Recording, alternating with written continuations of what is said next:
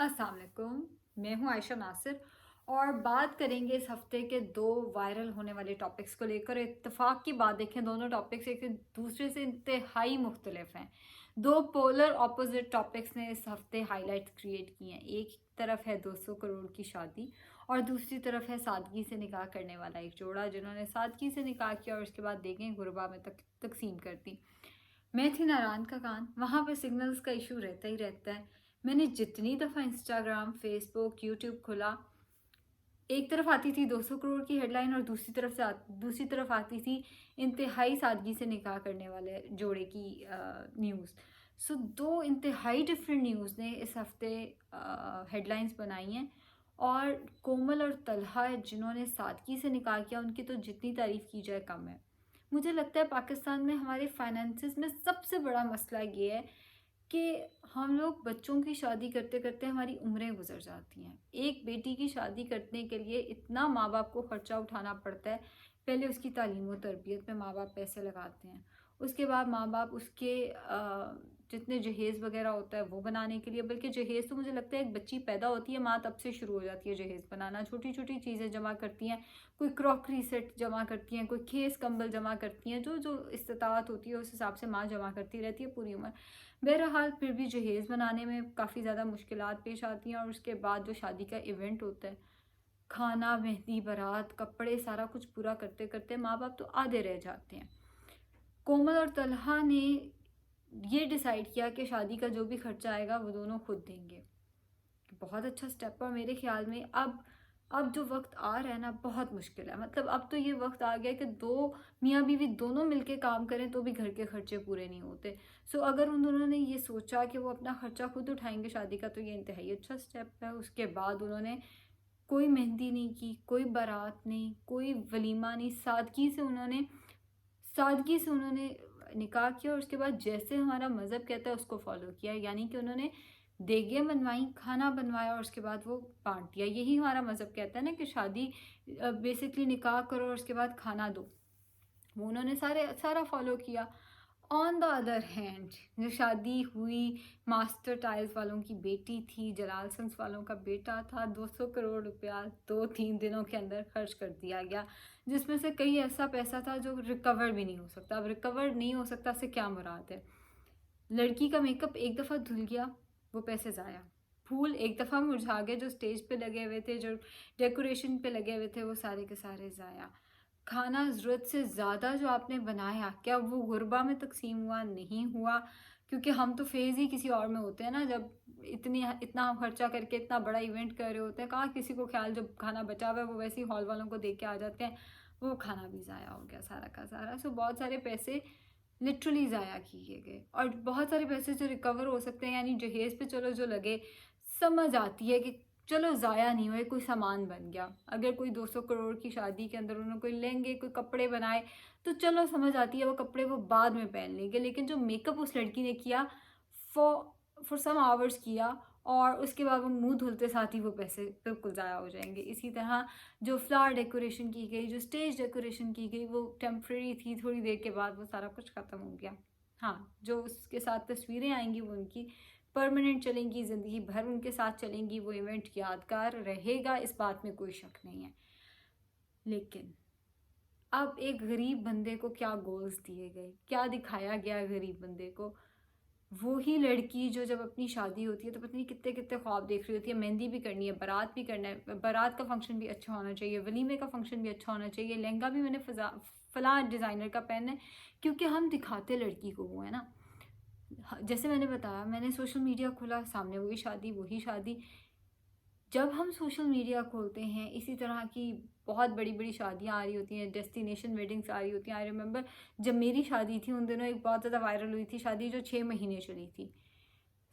तब उस शादी ने बहुत ज़्यादा हाइलाइट्स बनाए हुए थे और मुझे याद है कि मेरा भी बड़ा दिल करता होता था तब कि यार इतनी 6 महीने लंबी चलने वाली शादी होनी चाहिए कि हर जगह हर एक को पता चल रहा है यार शादी हो रही है। और उसमें मुझे सबसे ज़्यादा फैसिनेट ये करता था कि मुझे हर कलर का लहंगा पहनने को मिलेगा। मतलब अगर 6 महीने शादी चलेगी तो मेरा पीच लहंगा भी होगा, ग्रीन भी होगा, पिंक भी होगा, हर तरह का लहंगा मैं पहनूंगी। इसी तरह एक आम बंदे का भी दिल करता है जब वो इस तरह की शादियाँ देखते हैं कि वो भी उस तरह से शादी कर सके, और ज़ाहिर है ये नहीं हो सकता। बट अगर अगर इस पे आप मेरा पॉइंट ऑफ व्यू पूछें तो मुझे ये लगता है कि हमारे यहाँ ना एक गरीब बंदा भी हो तो वो अपने बच्चे की शादी बहुत धूमधाम से करता है, कर्जे ले लेके, और ये नहीं कि मजबूरी होती है, अपनी खुशी से। मैंने कई लोगों को देखा है अपने बेटों की शादी पे इतना इतना कर्जा पकड़ लेते हैं, और नहीं हमारा एक ही बेटा है, हमने शादी तो धूमधाम से करनी है, हमारे अरमान थे। साला साल वो कर्जा उतरता रहता है, बल्कि साला साल भी वो कर्जा नहीं उतार पाते, लेकिन वो अपने अरमान एक दफ़ा पूरे कर लेते हैं। अगर उस हवाले से देखा जाए ना तो मेरे ख्याल में इन लोगों के पास था, इन्होंने लगा लिया, इनका पैसा था, कौन सा इन्होंने कर्जा लिया होगा, कौन सा ये किसी प्रेशर में आए होंगे। मैं ये नहीं कह रही कि नहीं ये करना चाहिए था, मैं ये कह रही हूँ कि जितना अवाम ने उस पर सख्त रद्द अमल दिया, हमारा फुफियाँ बनना उस पर बनता नहीं था।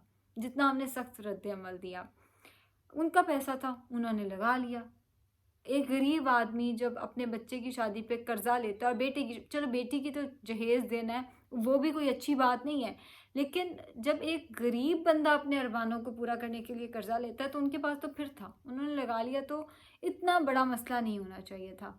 बट आवाम का, हाँ मैं मानती हूँ कि हम गोल्स ऐसे दे देते हैं, हम एक आम बंदे को इतनी टेंशन दे देते हैं, उसके अरमान हम जो हैं वो सारे के सारे ख़राब करते हैं, ये दिखा दिखा के देखो शादी ऐसे भी हो सकती है। जैसे मैंने अपना बताया कि जब मेरी शादी थी उन दिनों एक शादी थी जो 6 महीने चली थी, और मेरा दिल करता था मेरी शादी भी ऐसे हो। उसमें मुझे अगैन जो फ़ायदा नज़र आता था कि हर कलर का लहंगा होगा, हर तरह का लहंगा होगा, लहंगा चोली भी होगी, मैक्सी भी होगी, सब कुछ होगा।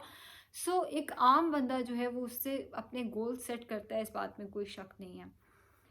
अब जो मास्टर टाइल्स वालों की बेटी है, जलालसंस वालों का बेटा है, अगर उन्होंने इतना पैसा लगा दिया, आई नो कि ये अच्छी बात नहीं है, अगर उन्होंने इतना पैसा लगा दिया तो हमारा उस पर इतना शदीद रद्द अमल बनता नहीं था। मैंने लोगों को लिटरली गालियाँ देते, हराम का, भाई हम कौन है जज करने वाले।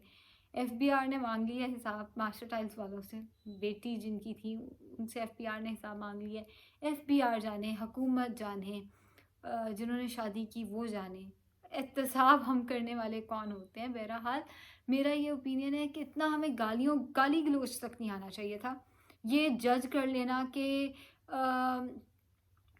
हराम का पैसा होगा, या ये कह देना कि कल को तलाक हो गई, तो बहुत हार्श वर्ड्स हैं। देखिए, आपकी अपनी बेटी हो, आपका अपना बेटा हो, उसकी शादी पे कोई आके ऐसे कहे कि तुम लोगों ने तो इतने फूल बूटे लगाए हैं, कल को तलाक होगी, तो अच्छा तो नहीं ना लगता। सो थोड़ा सा हमें भी अपनी चीज़ों को समझना चाहिए था। मैं फिर कहूँगी, मैं ये नहीं कह रही हूँ उन्होंने सही किया, मैं ये कह रही हूँ कि जो हमने बातें की वो सही नहीं थी। मतलब वो तो कल को ठीक होंगे सो होंगे, हम अपने आप को तो ठीक करें यार। मतलब हम लोगों ने किस किस्म की लैंग्वेज उस कमेंट सेक्शन में इस्तेमाल की हुई है, तलाक हो जाएगी, लड़की फिर भी प्यारी नहीं लग रही, इतना महंगा कपड़ा पहन के, इतना महंगा मेकअप करा के दोनों कोजे लग रहे हैं। मतलब हम अपने आप को तो देख लें एक दफ़ा पहले, मतलब सारा कुछ। और दूसरी तरफ मुझे लगता है कोमल और तलहा, उस पे हमने बहुत मुनाफ़क़त दिखाई है। मुनाफ़क़त से मुराद ये है, हम आज तो यहाँ सारे के सारे बैठ के कह रहे हैं कोमल और तलहा ने बहुत अच्छा किया, उन्होंने जिस सादगी से शादी की, उसके बाद मज़हब को फॉलो करके उन्होंने खाना बांट दिया, निकाह किया, खाना बांट दिया, कोई रस्म नहीं की, कोई मेहंदी नहीं, कोई बारात नहीं। अब आप ज़रा मुझे खुद बताएं, क्या आपके भाई का बच्चा, आपकी बहन का बच्चा ऐसी हरकत करे, क्या आप उसको सपोर्ट करेंगे? हम लोग यहाँ बैठ के किसी और, जहाँ हमें लेना देना नहीं है ना, कोमल और तलहा हमारे कुछ नहीं लगते, तो हम बड़े खुशी खुशी कह रहे हैं भाई उन्होंने बहुत अच्छा किया, ये है गोल्स। लेकिन हमारे अपने ख़ानदान में अगर कोई ऐसे करे ना, तो हम बातें सुना सुना के उसको मारते हैं। पंचायत लगाएं, वहाँ बैठ के मजाक भी उड़ाएं, तमाशा भी लगाएं, उन लोगों से बाइकॉट भी करें। एक शादी होती है, ट्रस्ट मी, मेरी एक फ्रेंड है, उसकी फैमिली में शादी हुई, अगले 10 दिनों तक उसकी लड़ाइयाँ ही नहीं ख़त्म होती। फ़लाँ को ये चीज़ नहीं मिली, फ़लाँ को वो चीज़ नहीं मिली। सो हम लोग तो ये चाहते हैं कि शादी भी हो, धूमधाम से भी हो, उसमें हमें प्रोटोकॉल भी दिया जाए। मतलब हमारे मामू के बेटे की शादी थी, हमें प्रोटोकॉल नहीं मिला, हमें फ़लाँ चीज़ नहीं मिली, फ़लाँ चीज़ नहीं मिली। पिछले दिनों मुझे पता चला लड़के वालों ने लड़की वालों से बाइकॉट किया हुआ था, वजह पता चली मंगनी पे सूट नहीं दिए।